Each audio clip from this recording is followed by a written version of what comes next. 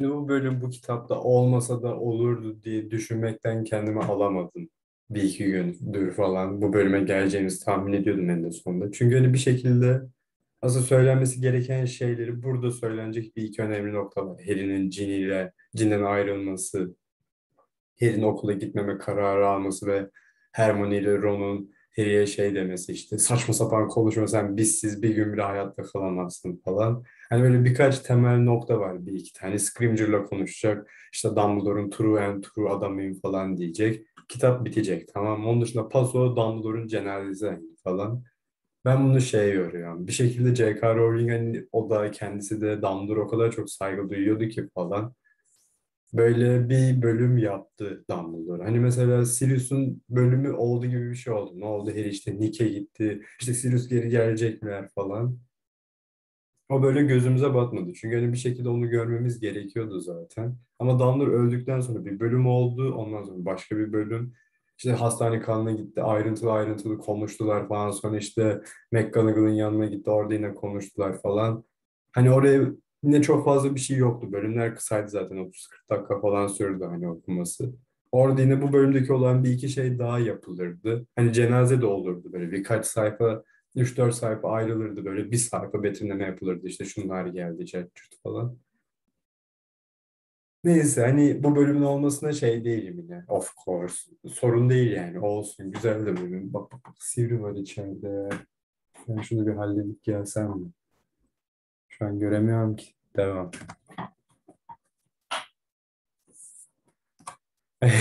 Çok komik göründü mü farkındayım. Neyse. Devam. Bölümün olması sorun değil ama bir yandan da şeyi düşünmeden edemiyorum. Resmen şey yani Dumbledore'a saygı. Resmen o cenazede biz de olacağız. Şu an okuduğumuzda göreceksiniz zaten. Aşırı atmosferine gireceğiz. At adamlar falanlar bir ok atacak. Halbuki aynı at adamlar sırf Firenze iş teklif ettiği için Dumbledore'a çok gıcıklardı falan. Ama onlar bile saygılarını sunmadan edemeyecekler. Çok değişik şey işte göldeki deniz halkı çıkacak. Onlar da böyle şarkımı söyleyecekler, selam verecekler Cahçürk'üne. Böyle bütün yaratıklar, canlılar selamlarını iletecek Dumbledore'a böyle. Biz çok moda gireceğiz yani hani. Ama öte yandan yok. Sonuç olarak bu bölüm Dumbledore'un bölümü. Dumbledore addedilmiş bir bölüm. Yazar böyle bu bölüm böyle direkt bir bölüm yapacağım. Sadece Dumbledore'un cenazesi olacak falan. Bunu şey etmiş, istemiş yani. Çat pat da olsa anlatabildiğimi düşünüyorum. Demek istediğim şeyi bir kere bir durayım diyecek bir şey var mıdır? Nope. Devam. Chapter 30. The White Tomb. All lessons were suspended. All examinations postponed. Sivri tam ekranıma kondu şu an. Some students were hurried away from Hogwarts by their parents over the next couple of days. The Petal twins were gone before breakfast on the morning following Dumbledore's death, and Zacharias Smith was escorted from the castle by his haughty-looking father. Ya var ya o kadar uğraşıyor ki bende şu an. Seamus Finnegan, on the other hand, refused point blank to accompany his mother home. They had a shooting match in the entrance hall that was resolved when she agreed that he could remain behind for the funeral. She had a difficulty in finding a bed in Hogsmeade. Seamus told Harry and Ron, for wizards and witches were pouring into the village, preparing to pay their last respects to Dumbledore. Some excitement was caused among the younger students who had never seen it before when a powder blue carriage the size of a house, pulled by a dozen giant-winged palominos, dördüncü kitaba gidiyoruz, 2 kitap öncesine falan. Çok hoş değil mi? O kadar çoğunu okuduk ki böyle kitapların. Son bir kitap kaldı şu bölümden sonra. Son kitaptayız belki. Neyse, önceki kitaplara gönderme yapıyoruz falan. Hiçbir sorun yok. Hepsini kapıyoruz çünkü. Came soaring out of the sky in the late afternoon before the funeral and landed on the edge of the forest. Harry watched from a window as a gigantic and handsome olive-skinned, black-haired woman descended the carriage steps and threw herself into the waiting Hagrid's arms. Meanwhile, a delegation of ministry officials, including the Minister of Magic himself, was being accommodated within the castle. He was diligently avoiding contact with any of them. He was sure that sooner or later he would be asked again to account for Dumbledore's last excursion from Hogwarts. Harry, Ron, Hermione, and Ginny were spending all of their time together. The beautiful weather seemed to mock them. Harry could imagine how it would have been if Dumbledore had not died, and they had had this time together at the very end of the year. Ginny's examinations finished, the pressure of homework lifted, and hour by hour, he put off saying the thing that he knew he must say, doing what he knew was right to do, because it was too hard to forego his best source of comfort. They visited the hospital wing twice a day. Neville had been discharged, but Bill remained under Madame Pomfrey's care. His scars were as bad as ever. In truth, he now bore a distinct resemblance to Mad-Eye Moody, though thankfully with both eyes and legs. But in personality, he seemed just the same as ever. All that appeared to have changed was that he now had a great liking for rare, very rare sticks. So it is lucky he is marrying me, said Fleur, happily plumping up Bill's pillows. Because the British overcook their meat, I have always said this. I suppose I'm just going to have to accept that he really is going to marry her, sighed Ginny later that evening, as she, Harry, Ron, and Hermione sat beside the open window of the Gryffindor common room, looking out over the toilet grounds. She's not that bad, said Harry. Ugly though, he added hastily as Ginny raised her eyebrows and she let out a reluctant giggle. Well, I suppose if Mom can stand it, I can. Anyone else we know died? Ron asked Hermione, who was perusing the evening prophet. Hermione winced at the forced toughness in his voice. No, she said reprovingly, folding up the newspaper. They're still looking for Snape, but no sign. Of course there isn't, said Harry, who became angry every time this subject cropped up. They won't find Snape till they find Voldemort. And seeing as they've never managed to do that in all this time, I'm going to go to bed young. Ginny, I haven't been sleeping that well since, well, I could do it with some sleep. She kissed Harry. Ron looked away pointedly, waved at the other two, and departed for the girls' dormitory. Alsamalıyım.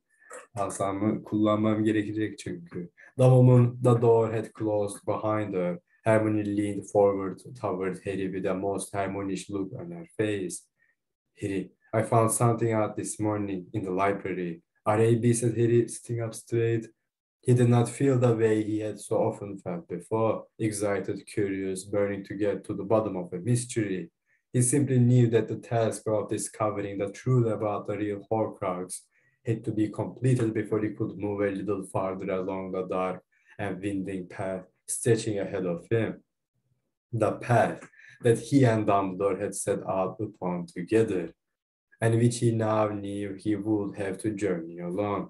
There might still be as many as 4 Horcruxes out there somewhere, and each would need to be found and eliminated before there was even a possibility that Voldemort could be killed.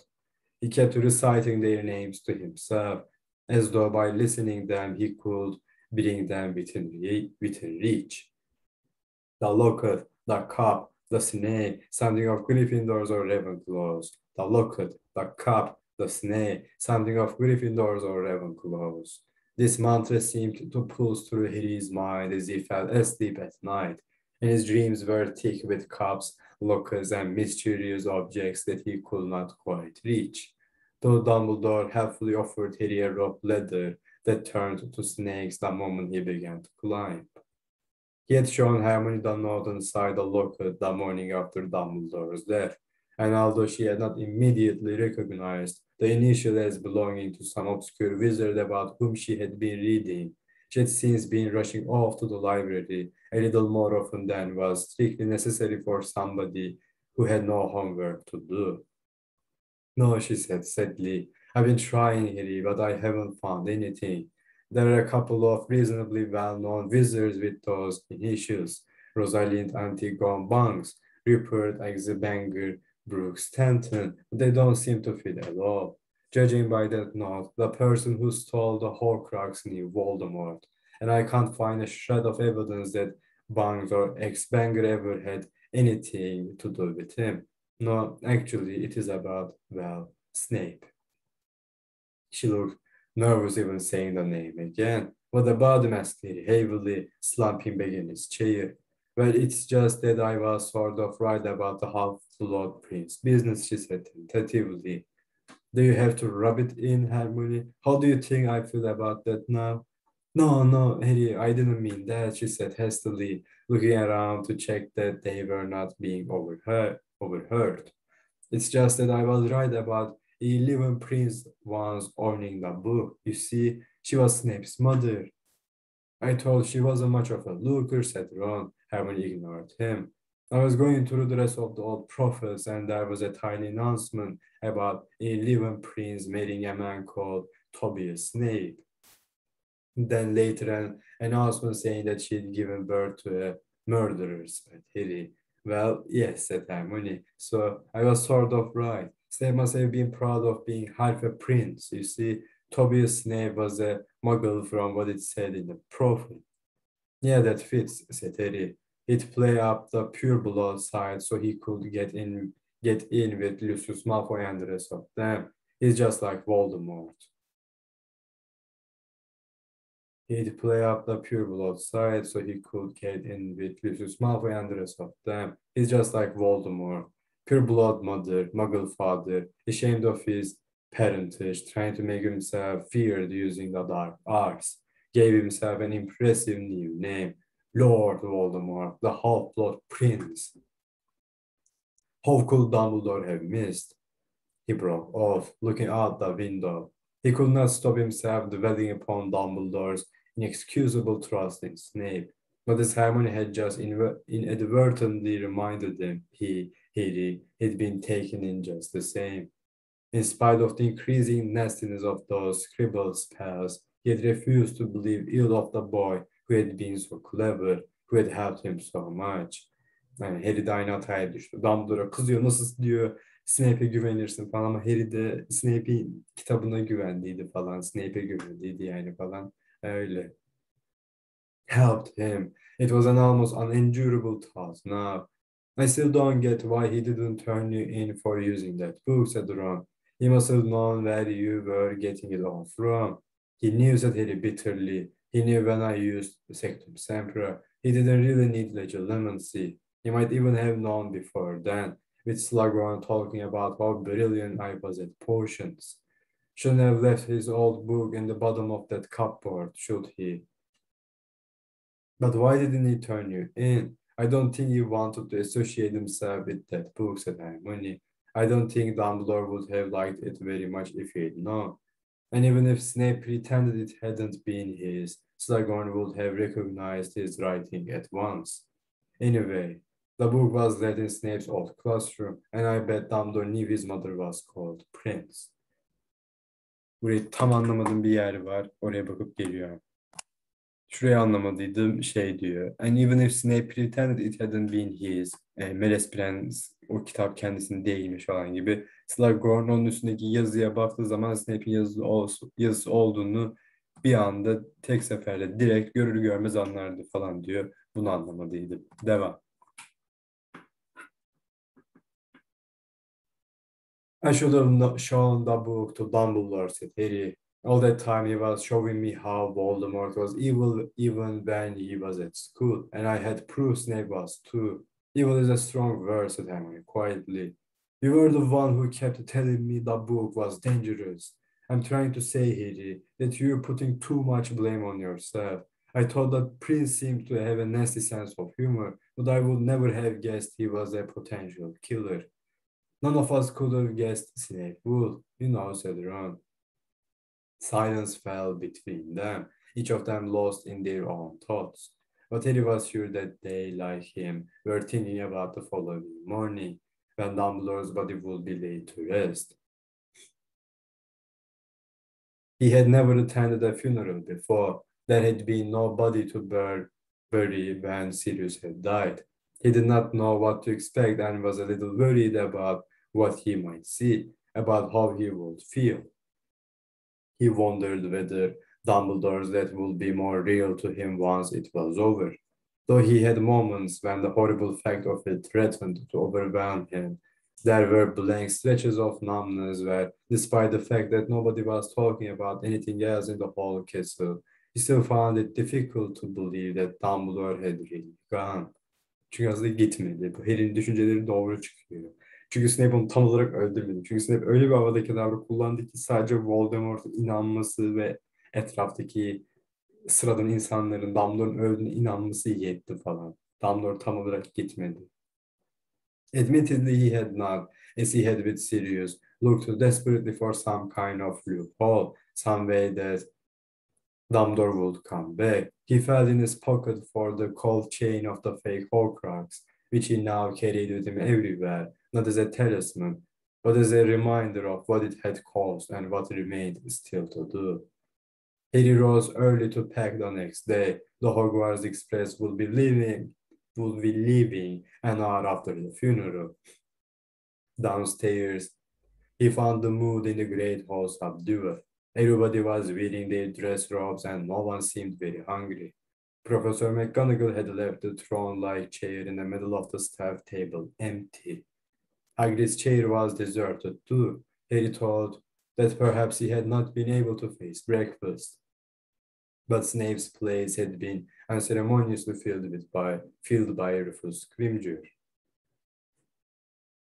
Harry avoided his yellowish eyes as they scanned the hall. Harry had the uncomfortable feeling that Scrimgeour was looking for him. Among Scrimgeour's entourage, Harry spotted the red hair and horn-rimmed glasses of Percy Weasley. Ron gave no sign that he was aware of Percy, apart from stabbing pieces of kipper with unwanted venom.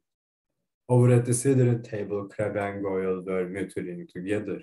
Hulking boys though they were, they looked oddly lonely without the tall, pale figure of Malfoy between them, bossing them around. Harry had not spared Malfoy much thought. His animosity was all for Snape, but he had not forgotten the fear in Malfoy's voice on the tower top, nor the fact that he had lowered his wand before the other Death Eaters arrived. They did not believe that Malfoy would have killed Dumbledore. They despised Malfoy still for his infatuation with the dark arts, but now the tiniest drop of pity mingled with his dislike. Where, Harry wondered, was Malfoy now, and what was Voldemort making him do under threat of killing him and his parents? And what was Voldemort making him do under threat of killing him and his parents? Acımaya başlamış Malfoy'a. Harry's thoughts were interrupted by a nudge in the ribs from Ginny. Professor McGonagall had risen to her feet, and the mournful hum in the hall died away at once. It is nearly time, she said. Please follow your heads of houses out into the grounds. Gryffindors after me. They filed out from behind their benches in near silence. Harry glimpsed Slughorn at the head of the Slytherin column, wearing magnificent, long, emerald green robes embroidered with silver. He had never seen Professor Sprout, head of the Hufflepuffs, looking so clean. There was not a single patch on her head, and when they reached the entrance hall, they found Madame Pince standing beside Filch, she in a thick black veil that fell to her knees, he in an ancient black suit and tie reeking of mothballs. They were heading, as Harry saw when he stepped out onto the stone steps from the front doors toward the lake. The warmth of the sun caressed his face as they followed Professor McGonagall in silence to the place where hundreds of chairs had been set out in rows. An aisle ran down the center of them. There was a marble table standing at the front, all chairs facing it. It was the most beautiful summer's day. Ne bileyim hani böyle Phoenix adam, Dumbledore işte Fawkes'ın insan vücudundaki hali Caccut falan güzel sıcak bir havada cenazesi yapılıyor. Zaten sıcak bir havada öldü falan. Tamam. Büyük ihtimalle kesinlikle şey değil. Alakası yok ama denk geliş güzel yani söyleyeyim dedim. An extraordinary assortment of people had already settled into half of the chairs, shabby and smart, old and young. Most he did not recognize, but a few he did, including members of the Order of the Phoenix, Kingsley Shacklebolt, Madai Moody, Tongs, her hair miraculously returned to vividest pink, Remus Lupin, with whom she seemed to be holding hands, Mr. and Mrs. Weasley, were supported by Flora and followed by Fred and George, who were wearing jackets of black dragon skin. Then there was Madame Maxim, who took up 2.5 chairs on her own. Tom, the landlord of the Leaky Cauldron in London, Rebecca Fig, Harry's quip neighbor, the hairy bass player from the wizarding group The Weird Sisters, Ernie Prank, driver of the night bus. Night buslar işlemiyor şu an. Stanley zaten şeyde, Ernie Prank de şeye gelmiş hani. Cenazeye gelmiş şu an. Hayat durmuş. Hayat resmen Londra'da hani. Büyücü tarafında of course. Madame Malkin of the robe shop in Diagon Alley, and some people whom Harry met a nearby side, such as the barman of the Hawk's Head and the witch who pushed the trolley on the Hogwarts Express. The castle ghosts were there too, barely visible in the bright sunlight, discernible only when they moved, shimmering unsubstantially on the gleaming air. Harry, Ron, Hermione, and Ginny filed into seats at the end of a road beside a lake. People were whispering to each other. It sounded like a breeze in the grass, but the bird song was louder by far. The crowd continued to swell with a great rush of affection for both of them. Harry saw Neville being helped into a seat by Luna. Neville and Luna alone of the DA had responded to Hermione's summons the night that Dumbledore had died, and Harry knew why. They were the ones who had missed the DA the most. Who had missed the DA most? Probably the ones who had checked their coins regularly in the hope that there would be another meeting. Cornelius Fudge walked past toward the front rows, his expression miserable, twirling his green bowler hat as usual. Harry next recognized Rita Skeeter, who he was infuriated to see, had a notebook clutched in her red-taloned hand, and then, with a worse jolt of fury, Dolores Umbridge, an unconvincing expression of grief upon her toad-like face. A black velvet bow sat atop her iron-colored curls.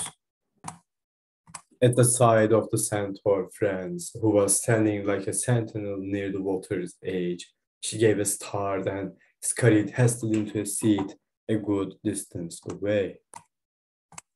The staff was seated at last. Harry could see Scrimger looking grave and dignified in the front row with Professor McGonagall. He wondered whether Scrimger or any of these important people were really sorry that Dumbledore was dead. But then he heard music, strange, otherworldly music, and he forgot his dislike of the ministry in looking around for the source of it. He was not the only one. Many heads were turning, searching, a little alarmed.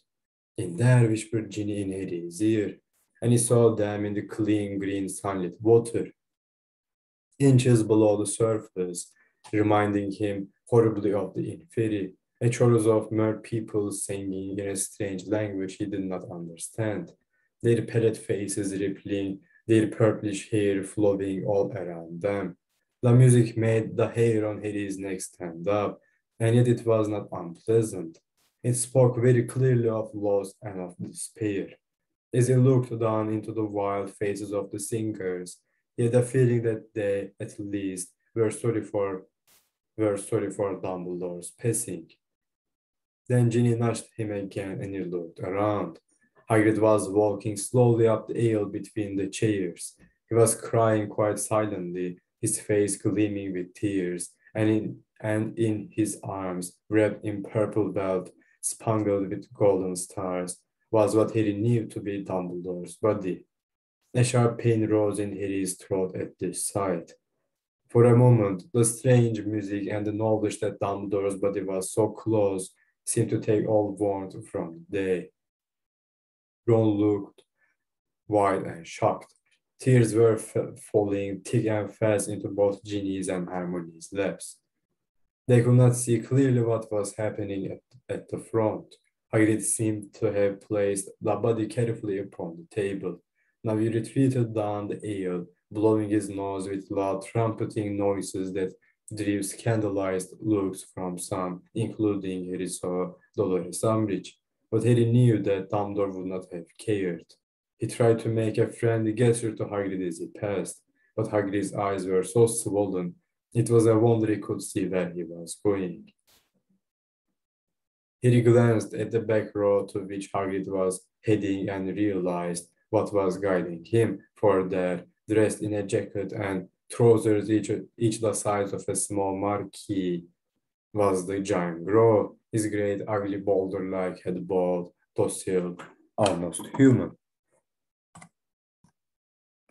Hagrid sat down next to his half-brother, and Gro patted Hagrid hard on the head, so that his chair legs sank into the ground. He had a wonderful momentary urge to laugh, but then the music stopped, and he turned to face the front again. A little tufty-haired man in plain black robes had got to his feet and stood now in front of Dumbledore's body. He could not hear what he was saying. Odd words floated back to them over the hundreds of heads: nobility of spirit, intellectual contribution, greatness of heart. It did not mean very much. It had little to do with Dumbledore as Harry had known him. He suddenly remembered Dumbledore's idea of a few words: nitwit, oddment, blubber, and tweak, and again had to suppress a grin. What was the matter with him? There was a soft splashing noise to his left, and he saw that the mer people had broken the surface to listen to. He remembered Dumbledore crouching at the water's edge 2 years ago, very close to where he now sat, and conversing in Mermish with the mer chief Tainus. He wondered where Dumbledore had learned Mermish. There was so much he had never asked him, so much he should have said. And then, without warning, it swept over him, the dreadful truth, more completely and undeniably than it had until now. Dumbledore was dead, gone. He clutched the cold locket in his hand so tightly that it hurt, but he could not prevent hot tears spilling from his eyes. He looked away from Ginny and the others and stared out over the lake, toward the forest, as the little man in black droned on. There was movement among the trees. The centaurs had come to pay their respects too. They did not move into the open, but he saw them standing quite still, half hidden in shadow, watching the wizards, their bows hanging at their sides. And he remembered his first nightmarish trip into the forest, the first time he had ever encountered the thing that was then Voldemort, and how he had faced him, and how he and Dumbledore had discussed fighting a losing battle not long thereafter. Burayı anlamadım, anlayıp geliyorum. Yani ilk kitabın sonundaki konuşmadan bahsediyor herhalde. Dumbledore'a discussladılar falan derken. Çok emin değilim ama büyük ihtimal öyle bence. Devam. It was important, Dumbledore said, to fight and fight again and keep fighting. For only then could evil be kept at bay, though never quite eradicated. And it is so... Ha bu herhalde şey ya... Bu şeyin... Horcrux'sız bölümünün sonundaki şey de olabilir. Orada özellikle dediydi ya Harry, yani Voldemort seninle savaşmak zorunda çünkü Prophecy takıyor, ama sen savaşmak zorundasın çünkü sevdiklerin için yapıyorsun Cacurt falan, onu diyor herhalde. And he saw very clearly as he sat there under the hot sun how people who cared about him had stood in front of him one by one.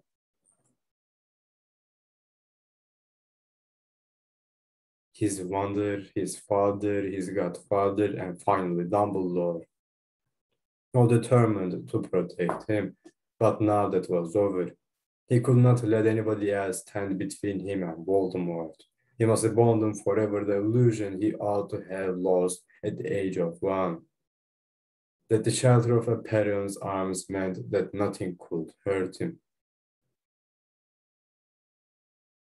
He must abandon forever the illusion he ought to have lost at the age of 1, that the shelter of a parent's arms meant that nothing could hurt him. There was no making from his nightmare, no comforting whisper in the dark that he was safe. Really, that it was all in his imagination. The last and greatest of his protectors had died, and he was more alone than he had ever been before. Burada büyük şeyler diyor.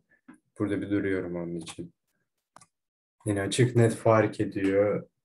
Böyle artık şey yani artık cidden yalnız, artık cidden onu böyle koruyacak biri falan yok. Şey olmak zorunda yani böyle kendini gerçekleştirmek zorunda, lider olmak zorunda. Diğer şeylere Order of the Phoenix'e zaten ne dedik? Dumbledore'un yerini alacak Harry falan. Dumbledore'un ölmesi lazım. Böyle Harry'nin kendini gerçekleştirebilmesi için falan. Bunları hep konuştuyduk zaten. Bu Dobby'nin ölümüne kadar gerçekleşmeyecek. Ama en azından şeyi görüyor şu an. Artık birisi kalmadı Harry'i koruyacak. Hani ya böyle Order bir aradayken bir şeyler yapacaklar ne olacak? En başta Harry'i taşıyacaklar vizilere falan. Ama yine insan kaybedecekler falan orada da. Yani asıl olay şey olacak. Harry'nin dizginleri ele alma anı olacak. O anda Dobby'nin ölümüne gelecek ama oralar çok motherfucker yerler zaten. Daha motherfucker yerler yok. O derece motherfucker yerler falan. Şu an anlıyor artık kimse yok. Harry şu an artık kendi başına. Hatta tamamıyla kendi başınayım. Tabii başımayım triplerine falan giriyor burada. Hermione ile Ron gelecek saçma sapan konuşma falan. Üçü. Üçü yani. Durum bu. Diyecek bir şey var mıdır? Bir durayım tekrar. Devam. The little man in black had stopped speaking at last and resumed his seat. He waited for somebody else to get to their feet. To their feet. Şu batı okudum yanlışlıkla. He expected speeches, probably from the minister, but nobody moved. Then several people screamed. Bright white flames that erupted around Dumbledore's body and the table upon which it lay. Higher and higher they rose, obscuring the body. White smoke spiraled into the air and made strange shapes. Harry thought for one heart-stopping moment that he saw a phoenix fly joyfully into the blue, but next second the fire had vanished. In its place was a white marble tomb, encasing Dumbledore's body and the table on which he had rested. There were a few more cries of shock as a shower of arrows soared through the air, but they fell far short of the crowd. It was, Harry knew, the centaurs' tribute. He saw them turn tail and disappear back into the cool trees. Likewise, the mere people sank slowly back into the green water and were lost from view. Harry looked at Ginny, Ron, and Hermione. Ron's face was screwed up as though the sunlight were blinding him. Hermione's face was glazed with tears, but Ginny was no longer crying. She met Harry's gaze with the same hard, blazing look that he had seen when she had hugged him after winning the Quidditch Cup in his absence. And he knew that at that moment they understood each other perfectly, and that when he told her what he was going to do now, she would not say, "Be careful" or "Don't do it," but accept his decision, because she would not have expected anything less of him. And so he steeled himself to say what he had known he must say ever since Dumbledore had died. Ginny listened his head very quietly as the buzz of conversation grew louder around them and people began to get to their feet. "I can't be involved with you anymore. We've got to stop seeing each other. We can't be together," she said with an oddly twisted smile. "It's for some stupid, noble reason, isn't it? It's been like something out of someone else's life these last few weeks with you," said Harry. "But I can't, we can't. I've got things to do alone now." She did not cry. She simply looked at him. "Voldemort uses people his enemies are close to. Voldemort uses people his enemies are close to." Tam anlayıp geliyorum burayı. Harry diyormuş. Ben de diyorum Ginny ne diyor şu an falan. Harry diyormuş şey diyor. Spider-Man neden kimliğini açıklamıyor? Çünkü düşmanlarım eğer sizi tanırlar, beni tanırlarsa size zarar verirler falan. Öyle bir şey diyor. Voldemort uses people his enemies are close to. He's already used you as bait once, and that was just because you are my best friend's sister. Think how much danger you'll be in if we keep this up. He'll know, he'll find out, he'll try and get to me through you. What if I don't care, said Ginny fiercely. I care, said Harry. How do you think I'd feel if this was your funeral and it was my fault?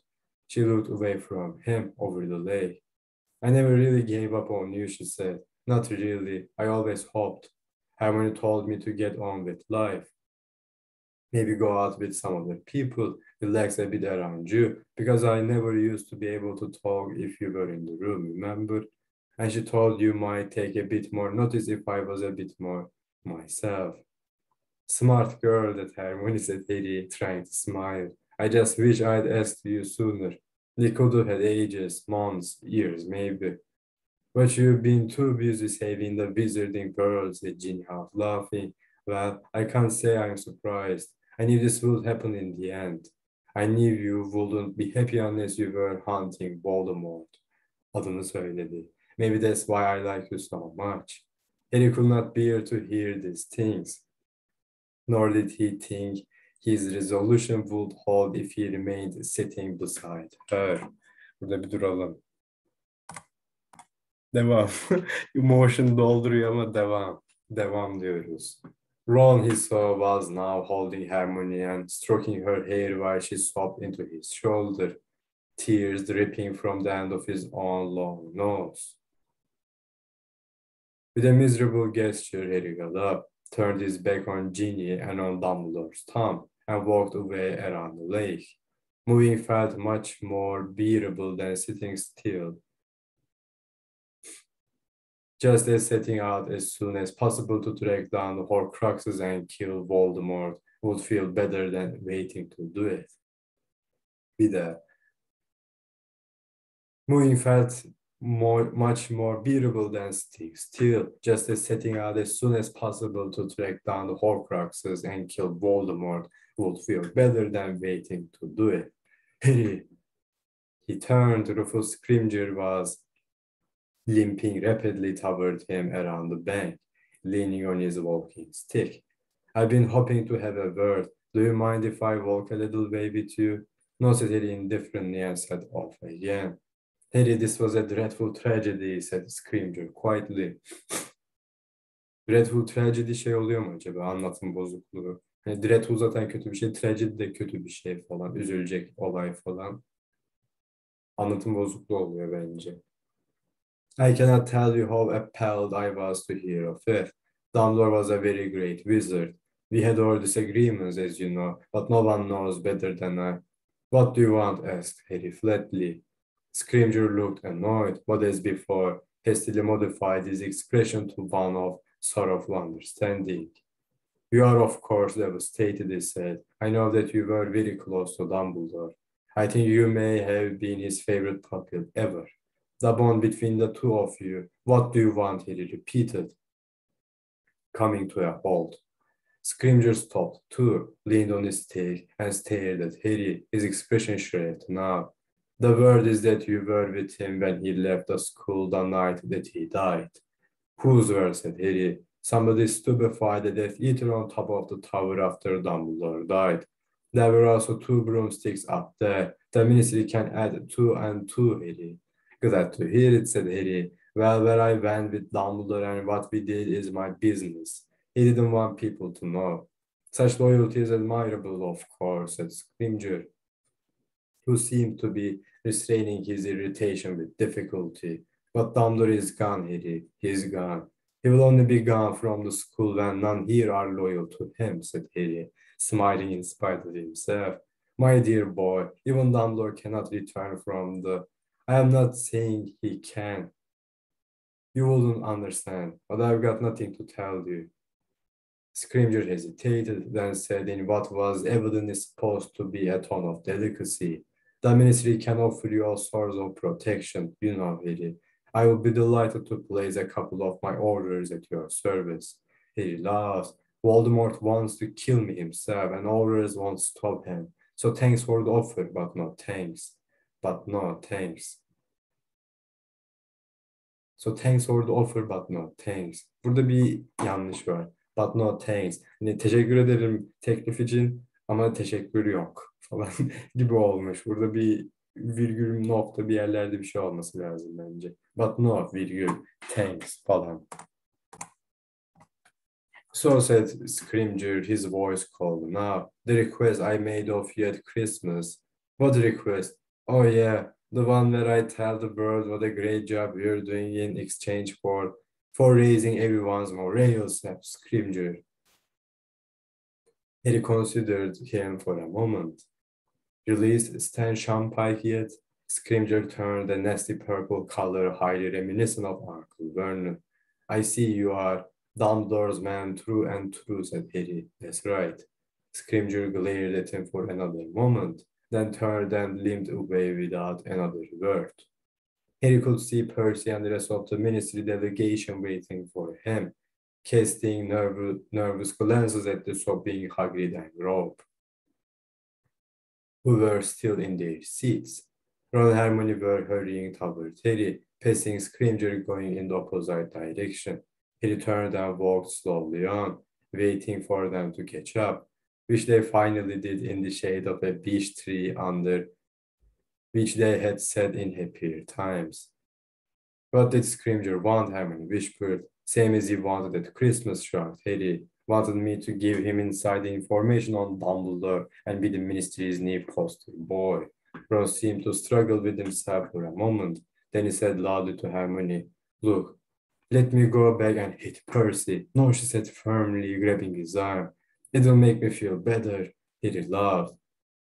Even Hermione grinned a little, though her smile faded as she looked up at the castle. I can't bear the idea that we might never come back, she said softly. How can Hogwarts close? Maybe it won't, said Ron. We're not in any more danger here than we are at home, are we? Everywhere is the same now. I'd even say Hogwarts is safer. There are more visitors inside to defend the place. What do you reckon, Harry? I'm not coming back even if it does reopen, said Harry.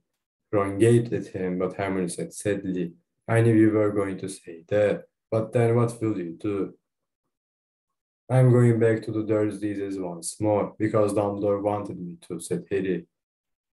But it'll be a short visit, and then I'll be gone for good. But where will you go if you don't come back to school? I thought I might go back to Godric's Hollow, Harry muttered. He had had the idea in his head ever since the night of Dumbledore's death. For me, it started there, all of it. I just got a feeling I need to go there, and I can visit my parents' graves. I'd like that. And then what, said Ron. Then I've got to track down the rest of the Horcruxes, haven't I, said Harry, his eyes upon Dumbledore's white tome, reflected in the water on the other side of the lake. That's what he wanted me to do. That's why he told me all about them. If Dumbledore was right, and I'm sure he was, there are still 4 of them out there. I've got to find them and destroy them, and then I've got to go after the 7th bit of Voldemort's soul, the bit that's still in his body, and I am the one who is going to kill him. And if I meet Severus Snape along the way, he added, so much the better for me, so much the worse for him. There was a long silence. The crowd had almost dispersed now, the stragglers giving the monumental figure of Grove a wide berth as he cuddled Hagrid, whose halls of grief were still echoing across the water.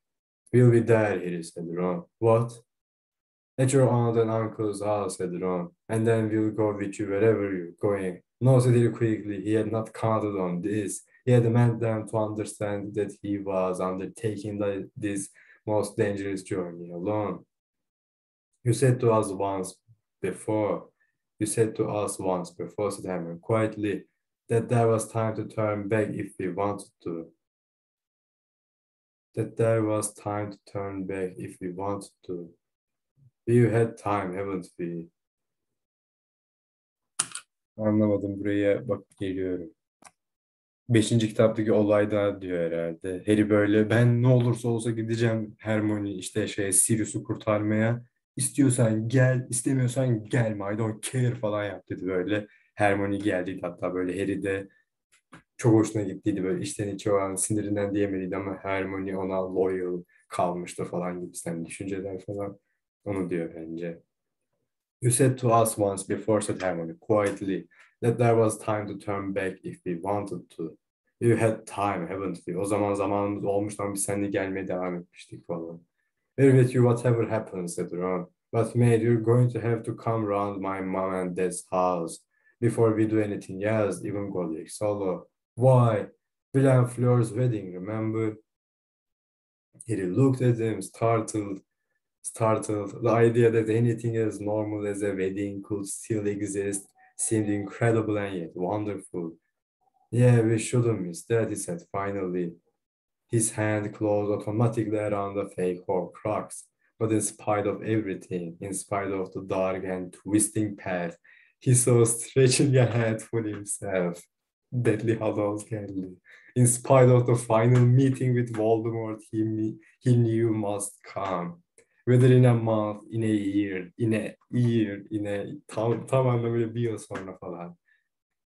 Or in 10, orada rahatız. He felt his heart lift at the thought that there was still one last golden day of peace left to enjoy with Ron and Hermione.